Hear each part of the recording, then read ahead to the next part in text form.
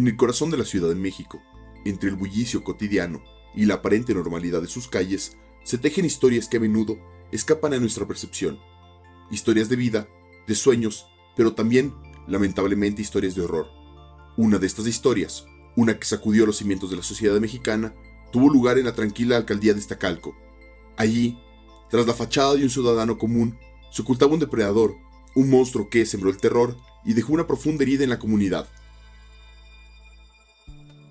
La historia de Miguel Cortés Miranda, el químico convertido en feminicida serial, es un relato escalofriante que nos obliga a confrontar la cruda realidad de la violencia de género y la urgente necesidad de combatirla. Bienvenidos a Hechos Reales.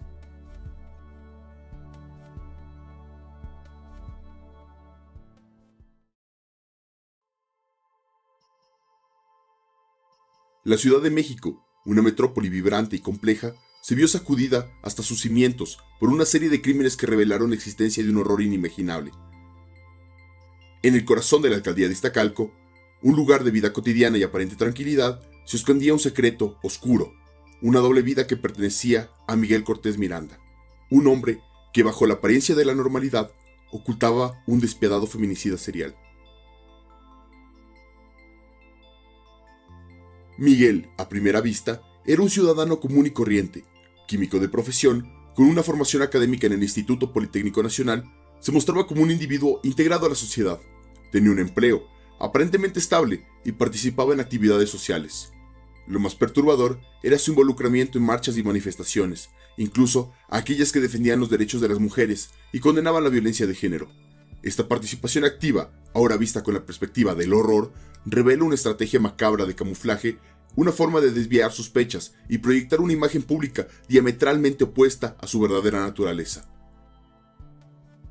Era un lobo vestido de oveja, un depredador que se movía entre sus presas. El macabro entramado comenzó a desmoronarse en abril de 2024.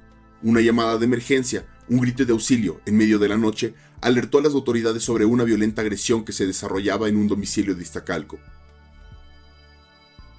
Los vecinos, alarmados por los gritos y la violencia que se escuchaban desde el interior de la vivienda, actuaron con rapidez y valentía, interviniendo y alertando a la policía. Esta oportuna reacción ciudadana fue crucial, un eslabón clave que permitió detener una escalada de violencia que de otra forma podría haber continuado cobrando más víctimas. Al llegar al lugar de los hechos, los oficiales se encontraron con una escena perturbadora. María José, una joven menor de edad, presentaba heridas graves, producto de un ataque brutal. Su madre, Cassandra, en un acto de heroísmo y amor maternal, intentó defender a su hija, resultando también lesionada en el forcejeo. El agresor, identificado como Miguel Cortés Miranda, fue detenido en flagrancia. En ese momento, las autoridades no se imaginaban la magnitud del horror que se ocultaba tras de esa detención, la punta del iceberg de una serie de crímenes que helarían la sangre de la ciudad.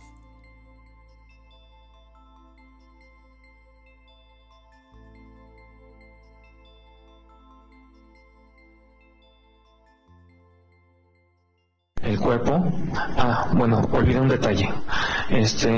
Cuando un cuerpo cuando es asfixiado, quitas las manos y todo, y hay una respiración agónica. Eso es muy normal.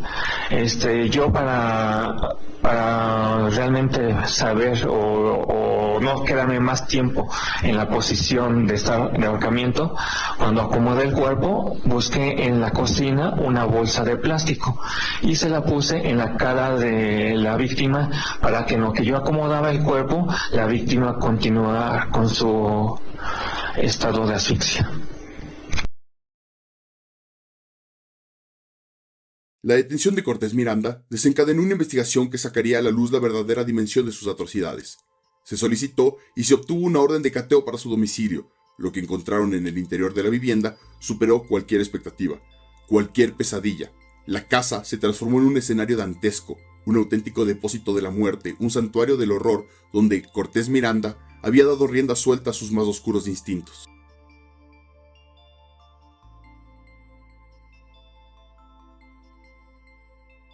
Dentro de la casa, los peritos forenses descubrieron restos humanos en diversos estados de descomposición.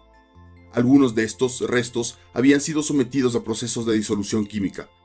Un detalle macabro que revelaba los conocimientos de química de Cortés Miranda y su intento por borrar cualquier rastro de sus crímenes. La escena era escalofriante, un panorama que hablaba de la frialdad, la premeditación y la crueldad con la que este hombre actuaba. No se trataba de un arrebato momentáneo de violencia, sino de una conducta sistemática y planificada. La investigación profundizó en el horror. Se encontraron pertenencias de varias mujeres, lo que permitió a las autoridades comenzar a identificar a algunas de las víctimas. Entre ellas se encontraba a Mayrani Roblero, una joven que había desaparecido tiempo atrás, sumiendo a su familia en la angustia de la incertidumbre y la esperanza de un reencuentro que nunca llegaría. La confirmación de que Amairani había sido víctima de feminicidio a manos de Cortés Miranda fue un golpe devastador, una herida profunda para sus seres queridos y para la sociedad en conjunto. El modus operandi de Cortés Miranda era metódico y aterrador. Se presume que establecía contacto con sus víctimas, posiblemente a través de redes sociales, aplicaciones de citas o encuentros casuales. Bajo una apariencia inofensiva, incluso encantadora, las convencía de acompañarlo a su domicilio, donde las atacaba, las asesinaba y posteriormente desmembraba sus cuerpos. La utilización de sustancias químicas para disolver parte de los restos evidenciaba su intento de ocultar sus crímenes y dificultar la identificación de las víctimas, mostrando una planificación macabra y un conocimiento científico puesto al servicio del horror.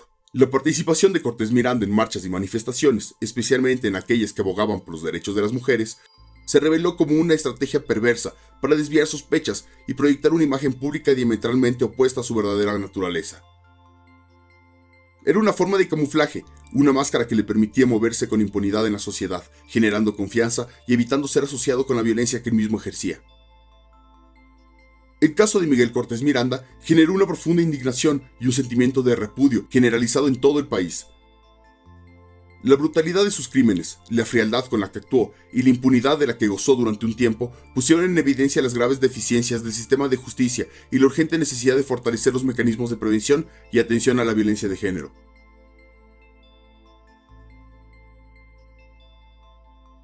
Buscando esclarecer todos los detalles de los crímenes, identificando la totalidad de sus víctimas y comprendiendo la mente de este femicida serial, se llevan a cabo análisis forenses exhaustivos, peritajes psicológicos y se recaban testimonios para reconstruir el modus operandi de Cortés Miranda y obtener la justicia que las víctimas merecen y sus familias también. Se busca entender qué falló en el sistema, qué señales se ignoraron y cómo se puede prevenir que este tipo de atrocidades se repitan. Este caso nos confronta con la realidad dolorosa y compleja, la existencia de hombres que, bajo una apariencia de normalidad, esconden una profunda misoginia y una capacidad para la violencia extrema. La historia de Miguel Cortés Miranda es un crudo recordatorio de la importancia de la prevención, la denuncia y la actuación oportuna de las autoridades para evitar que este tipo de crímenes queden impunes. Es un llamado a la reflexión sobre los roles de género, los estereotipos machistas y la necesidad de construir una sociedad más igualitaria y respetuosa. El caso de Miguel Cortés Miranda no es solo una crónica de horror, sino un espejo que refleja las profundas fallas en una sociedad que aún lucha contra la violencia de género. La historia de este feminicida serial nos confronta con la necesidad urgente de fortalecer los mecanismos de prevención, de detección temprana de conductas violentas y de protección de víctimas. Exige además una profunda reflexión sobre los patrones culturales que perpetúan la misoginia y la violencia machista. La memoria de las víctimas de Cortés Miranda y de todas las víctimas del feminicidio exige justicia. Una justicia que no solo se limite a la sanción del culpable, sino que también se traduzca en acciones concretas para prevenir futuros crímenes. Es fundamental invertir en educación, en programas de sensibilización y en la construcción de una cultura de respeto e igualdad. El silencio se ha roto en Iztacalco, y ese grito de auxilio debe resonar en toda la sociedad. La lucha contra el feminicidio es una tarea de todos y una responsabilidad que no podemos evadir. Si te ha gustado, dale like y suscríbete para más Hechos reales.